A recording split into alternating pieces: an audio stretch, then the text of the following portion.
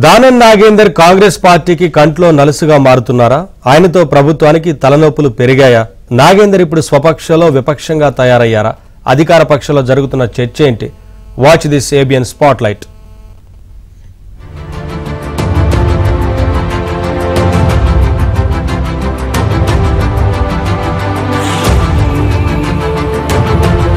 Khairatabad MLA Danam Nagender రూటే separate అని చెప్పాలి.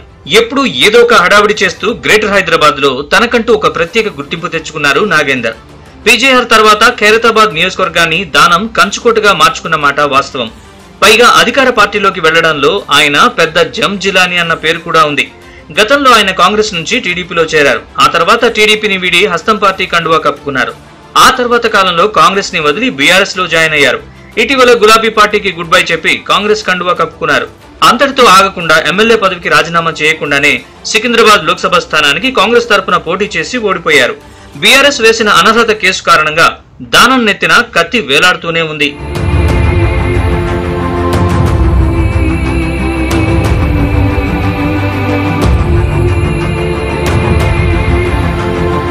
అదలా ఉంటే కాంగ్రెస్ లో చేరిన ఆయన మంత్రి పదవి వస్తుందని ఆశించారు. సన్నిహితులకు తాను మంత్రి అవుతున్నట్లు చెప్పుకున్నారు. అందుకోసం సీఎం రేవంత్ రెడ్డిని కూడా దానం పలుమార్లు కలిశారు. అయినా లాభం లేకుండా పోయింది. ఇతర పార్టీల నుంచి జాయిన్ అయిన ఎమ్మెల్యేలకు మంత్రి పదవి ఇవ్వకూడదని కాంగ్రెస్ అధిష్టానం నిర్ణయం తీసుకోవడంతో దానం నెత్తిన పిడుగుపడినట్లయింది. ఇక అప్పటి నుంచి ఆయన అసహనంతో రగిలిపోతున్నట్లు కనిపిస్తోంది. అసెంబ్లీ సమావేశాల్లోనూ దానం ప్రవర్తించిన తీరు పట్ల విమర్శలు వినిపించాయి. ఏకంగా అసెంబ్లీలో ఆయన వాడిన పదజాలంపై బీఆర్ఎస్ అభ్యంతరం వ్యక్తం చేసింది. అసెంబ్లీలో బీఆర్ఎస్ ఎమ్మెల్యేలను ఉద్దేశించి దానం వాడిన భాషపై సర్వత్రా విమర్శలు రావడంతో క్షమాపణలు చెప్పాల్సిన పరిస్థితి వచ్చింది.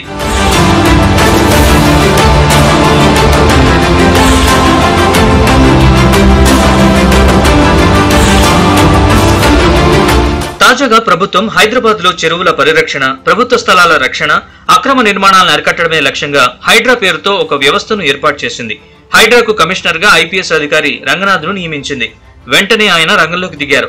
ప్రస్తుతం ఆయన అక్రమ కట్టడాలపై ఉక్కుపాదం మోపుతున్నారు. చెరువులో కబ్జాలు, అక్రమ నిర్మాణాలను తొలగించడం కోసం స్పెషల్ డ్రైవ్ నిర్వహిస్తున్నారు.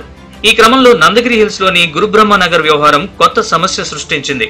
అక్కడ ప్రభుత్వం నిర్మించిన గోడను కాలనీవాసులు కూల్చేయడం, వారికి దానం నాగేందర్ సపోర్ట్ చేయడం, హైడ్రా కమిషనర్ దానం మీద కేసు నమోదు చేయడం సంచలనంగా మారింది. దీంతో దానం రెచ్చిపోయి ఇష్టానుసారం మాట్లాడేశారు. అధికారులు వస్తుంటారు, పోతుంటారు, కానీ తాను మాత్రం లోకల్ అంటూ సినిమా డైలాగ్ కొట్టారు.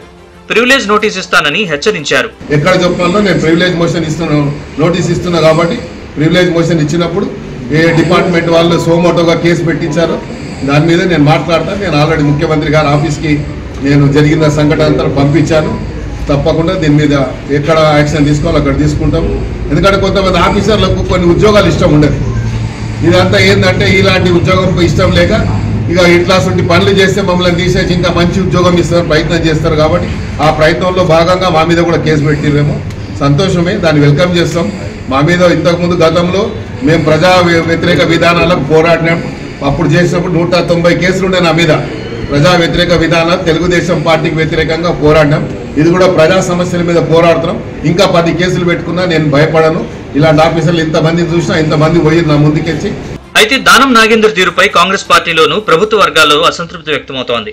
ప్రభుత్వం ప్రతిష్టాత్మకంగా తెచ్చిన హైడ్రా విషయంలో దానం వ్యవహరించిన తీరు సరిగ్గా లేదని విమర్శలు వినిపిస్తున్నాయి. దానం విషయంలో కొంత కఠినంగానే ఉండాలని, లేదంటే పార్టీకి ప్రభుత్వానికి ఇబ్బందులు వస్తాయనే వాదనలు వినిపిస్తున్నాయి. ఈ పరిణామాల నేపథ్యంలో దానం పరిస్థితి రెంటికి చెడ్డ రేవళ్లా మారుతుందన్న అనుమానాలు కలుగుతున్నాయి.